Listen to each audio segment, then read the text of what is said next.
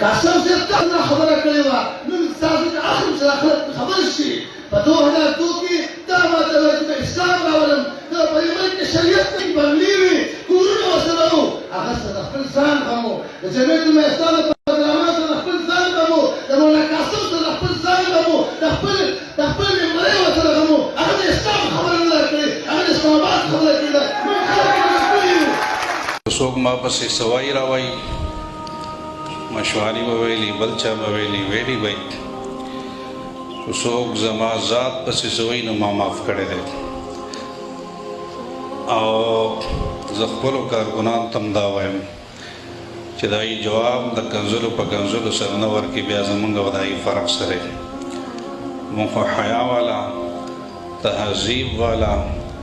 اخلاق والا معاشره رایج کول غواړو زمونږ سیاست دا د شرافت سیاست دی کمپین کې به بدرت نه وایو او انشاءالله چې کله د الیکشن ورځ وي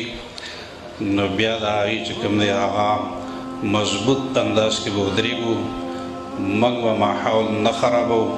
او که څوک ماحول خرابوي نہ ان کا جواب پتھر سے دیں گے انشاءاللہ